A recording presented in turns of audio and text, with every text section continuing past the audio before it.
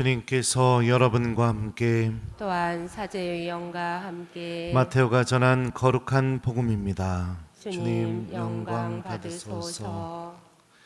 그때 예수님께서 수석 사제들과 백성의 원로들에게 말씀하셨다. 다른 비유를 들어보아라. 어떤 밭 임자가 포도밭을 일구어 울타리를 둘러치고 포도학을 파고 탑을 세웠다. 그리고 소작인들에게 내주고 멀리 떠났다. 포도철이 가까워지자 그는 자기 몫의 소출을 받아오라고 소작인들에게 종들을 보냈다. 그런데 소작인들은 그들을 붙잡아 하나는 매질하고 하나는 죽이고 하나는 돌을 던져 죽이기까지 하였다. 주인이 다시 처음보다 더 많은 종을 보냈지만 소작인들은 그들에게도 같은 짓을 하였다. 주인은 마침내 내 아들이야 존중해 주겠지 하며 그들에게 아들을 보냈다.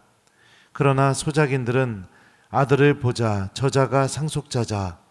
자, 저자를 죽여버리고 우리가 그의 상속재산을 차지하자 하고 저희끼리 말하면서 그를 붙잡아 포도밭 밖으로 던져 죽여버렸다. 그러니 포도밭 주인이 와서 그 소작인들을 어떻게 하겠느냐? 그렇게 악한 자들은 가차없이 없애버리고 제때에 소출을 바치는 다른 소작인들에게 포도밭을 내줄 것입니다. 하고 그들이 대답하자 예수님께서 그들에게 말씀하셨다. 너희는 성경에서 이 말씀을 읽어본 적이 없느냐?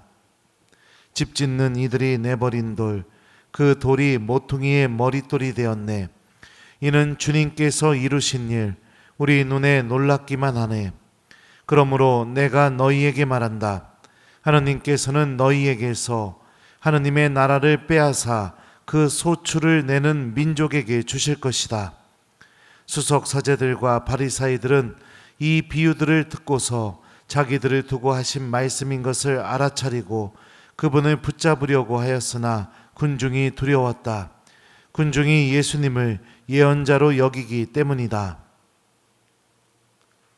주님의 말씀입니다. 그리스도님 찬미합니다.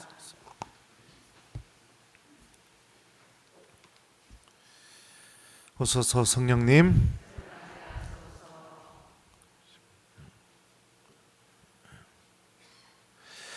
집 짓는 이들이 내버린 돌, 그 돌이 모퉁이의 머릿돌이 되었네. 이는 주님께서 이루신 일, 우리 눈에 놀랍기만 하네. 안녕하세요.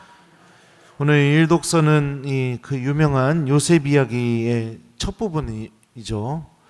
이 요셉의 형들은 요셉의 꿈 내용을 듣고 요셉을 시기 질투하게 됩니다. 근데 이게 시기 질투도 정도껏 돼야지 어느 정도까지 그 시기 질투가 사람을 끌고 가느냐 이렇게 말해요.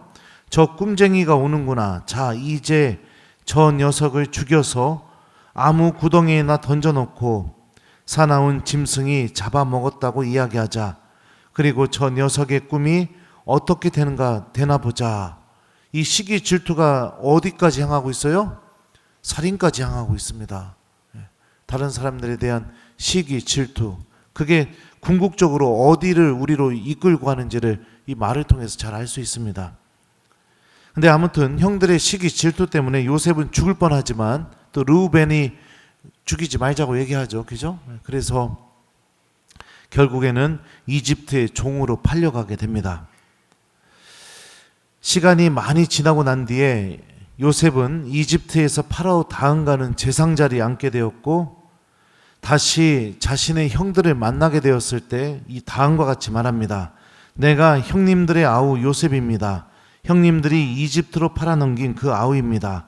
그러나 이제는 저를 이곳으로 팔아넘겼다고 해서 괴로워하지도 자신에게 화를 내지도 마십시오. 우리 목숨을 살리시려고 하느님께서는 나를 여러분보다 앞서 보내신 것입니다. 그래서 하느님께서는 나를 여러분보다 앞서 보내시어 여러분을 위하여 자손들을 이 땅에 일으켜 세우고 구원받은 이들의 큰 무리가 되도록 여러분의 목숨을 지키게 하셨습니다. 형들이 저지른 죄, 형들이 잊을 수 없이 형들이 준 잊을 수 없는 상처, 그 고통 속에서 하느님께서는 요셉 안에서 어떤 일을 하셨느냐?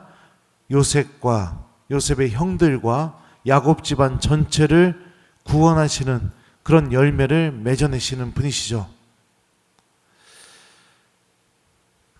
창세기는요, 요셉 이야기 중간중간에 이런 표현들을 우리에게 전해주고 있습니다. 주님께서 요셉과 함께 계셨으므로 그 모든 일을 잘 이루는 사람이 되었다. 그는 모든 일을 잘 이루는 사람이 되었다. 그는 자기 주인인 이집트 사람의 집에서 살았다. 종살이 할 때에 이 창세기 저자가 이렇게 적어준 표현이에요. 그리고 감옥살이 할 때 또 이런 표현이 나옵니다.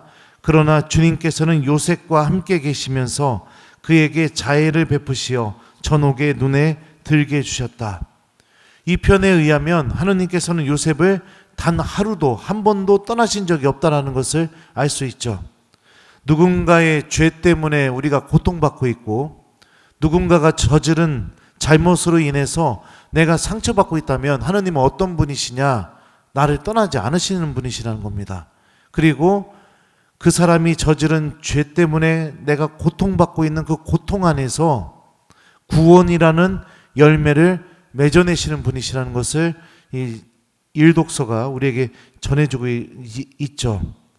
오늘 복음도 보면은요, 수석 사제들과 백성의 원로들을 향한 말씀이에요. 집 짓는 이들이 내버린 돌, 그 돌이 모퉁이의 머릿돌이 되었네. 이는 주님께서 이루신 일, 우리 눈에 놀랍기만 하네. 집 짓는 사람들이 버린 돌이 모퉁이의 머릿돌이 되게 되었다. 하나님은 이런 분이시다. 예수님께서 이렇게 말씀하시죠. 집 짓는 이들이 내버린 돌처럼 수석 사제들과 백성의 원로들은 예수님을 십자가에 못 박아서 죽여버리게 만들죠. 죽게 만들죠. 그런데 하나님께서는 예수님의 그 십자가 죽음을 통해서 무엇을 이루셨느냐? 부활의 신비를 드러내셨고 하나님의 구원을 완성하셨죠. 집 짓는 이들이 내버린 돌인 줄 알았더니 그 돌이 모퉁이의 머릿돌이 된 것처럼요. 이처럼 하나님께서는 누군가가 저지른 죄악 속에서 또 누군가가 나에게 준 상처 속에서 고통 속에서 우리가 전혀 예상할 수 없는 구원과 하나님 부활의 신비, 하나님의 모든 은총의 힘을 드러내시는 분이십니다. 그래서 바오로는 로마서에서 다음과 같이 말합니다. 하나님을 사랑하는 이들, 그분의 계획에 따라 부르심을 받는 이들에게는 모든 것이 함께 작용하여 선을 이룬다는 것을 우리는 압니다. 성경이 이렇게 증언하고 있다면 사랑하는 교회 여러분들, 여러분들이 신앙생활을 하게 되면서 다른 교우들에게 상처를 받게 되었을 때, 다른 교우들이 여러분들에게 죄악을 저지르게 되었을 때 여러분들은 어떤 선택을 해야 됩니까? 어떤 선택을 해야 되냐고요? 많은 교우들은 교회를 비난하고 형제들을 비난하고 자매들을 비난하고 그런 선택을 합니다. 거기서 더 나아가는 선택이 뭔지 아세요? 믿음을 중단해버리게 됩니다. 실망해버렸다고요. 근데 성경은 우리에게 알려주죠. 내가 누군가가 나에게 죄를 저지르게 되었을 때, 나에게 상처를 주게 되었을 때 하느님은 나를 떠나지 않으신다고요. 그리고 시간이 좀 걸릴지 모르겠지만 반드시 그 죄악 속에서, 고통 속에서, 상처 속에서 내가 전혀 상상할 수 없는 구원의 신비를 반드시 드러내시는 분이시라고 성경은 우리에게 알려주고 있죠. 그러면 우리가 해야 할 올바른 선택이 무엇일까요? 비난하는 거요? 심판하는 거요? 실망했다고 얘기하는 거요? 이럴 바에는 내가 성당을 다닐 의미가 없다고 얘기하는 거요? 이거는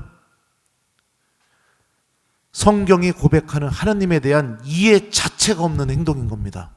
이해 자체가 없는 행동이죠. 물론 감정적으로 너무 속상해서 그런 말을 할 수는 있겠죠.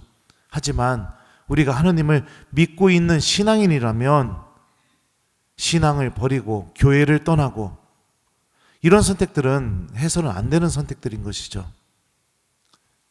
또 오늘 복음에서 전해주고 있는 또 다른 중요한 메시지가 무엇이냐면 수석 사제들과 백성의 원로들이 예수님의 비유에서 소출을 전혀 내지 않는 소작인으로 빗대어서 설명이 되고 있다는 겁니다.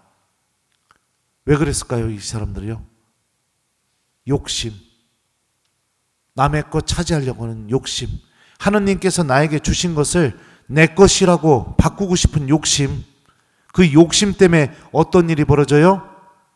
수많은 종들을 보냈다고 했죠. 이 종들이 누구를 상징합니까? 예언자들을 상징합니다. 욕심이 가득 차 있으면 하느님의 말씀이 전혀 들리지 않습니다. 말씀이 들리지 않으니까 어떻게 해요? 회개가 일어나지 않아요. 성찰이 일어나지 않아요. 내 욕심이 가득 차 있으니까요. 고해소에서 고백할 게 없어져요. 가장 불행한 영혼이 되는 거죠. 주님께서 어떻게 말씀하십니까? 그 사람들에게서 포도밭을 빼앗아서 누구에게 준다고 했어요? 소출을 내는 민족에게 주겠다고 합니다. 회개할 줄 아는 신앙인에게, 하느님의 말씀에 움직일 줄 아는 신앙인에게, 주님의 말씀을 갖고 열매를 맺을 줄 아는 신앙인에게 하느님의 나라를 주겠다고 주님께서 말씀하시죠. 자, 그러면 우리는 지금 하느님께 되돌아가고 있는 사순시기를 보내고 있습니다. 오늘 하루 어떻게 살면서 내가 하느님께 되돌아가야 될까요? 첫 번째, 다른 사람들이 나에게 저지른 죄악, 상처, 고통 앞에서 이제 비난하고 비판하고 험담하는 거 좀 멈추고, 주님께서 내가 너무 힘들고 아프지만 내 안에서, 이 고통 안에서 당신의 섭리를 일으키신다는 희망을 갖고 내가 믿음을 잘 지키면서 주님의 말씀을 갖고 열매를 맺는 삶을 살아야겠죠. 이게 우리가 오늘 회개해야 할 내용입니다. 두 번째, 내가 내 안에 하느님마저 잊어버리게 만드는 욕심이 무엇인지를 바라볼 수 있어야겠죠. 그거 차지하고 싶어서, 주님의 말씀도 듣지 않고 그거 차지하고 싶어서 하나님께로 가지도 않고 그거 차지하고 싶어서 내 영혼이 변화가 일어나지 않는, 성찰도 회개도 아무것도 할 줄 모르는 그런 불행한 사람이 되는 이 마음의 습성에서 벗어나야겠죠. 이 두 가지를 지금 요구하고 있습니다. 오늘 말씀이요. 이거 실천하면서, 이 두 개 실천하면서 하나님께 되돌아가라고요. 자, 그러면 오늘 하루 여러분들 어떻게 사시겠습니까? 어떻게 사실래요? 저는 하나님께 되돌아갈 겁니다. 여러분들은요? 예? 어떡할 거예요? 아, 그러면 거기 이슈 그러면 나 혼자 갈 테니까 어떡할 거냐고요? 예, 그럼 어떡할 거예요? 남이 잘못했을 때 어떡할 거예요? 남이 나한테 죄를 저질렀을 때 어떡할 거냐고요? 오늘 1번 험담한다, 비난한다, 어떻게 천주교 신자가 저럴 수 있냐, 아니 성당 안 다녀 이런다.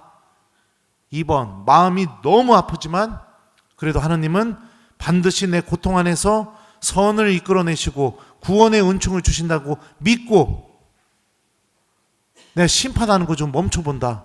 몇 번이에요? 네. 자, 두 번째, 오늘 주님께서 백성의 수석사제들과 원로들을 향한 이 비유를 보면서 욕심 때문에 주님의 말씀을 듣지 못하는 이들이 하느님 나라를 빼앗긴다고 말씀하고 계십니다. 자, 그럼 오늘 하루 어떻게 사시겠습니까? 1번, 신부님, 성경 말씀이 그렇게 선포가 되어도 제 욕심은 절대 바뀔 수 없습니다. 저는 꿈쩍도 안 할 겁니다. 자녀에 대한 욕심, 돈에 대한 욕심, 다른 주렁주렁 내가 지금 붙잡고 있는 이 욕심들 절대 못 넣습니다. 주님,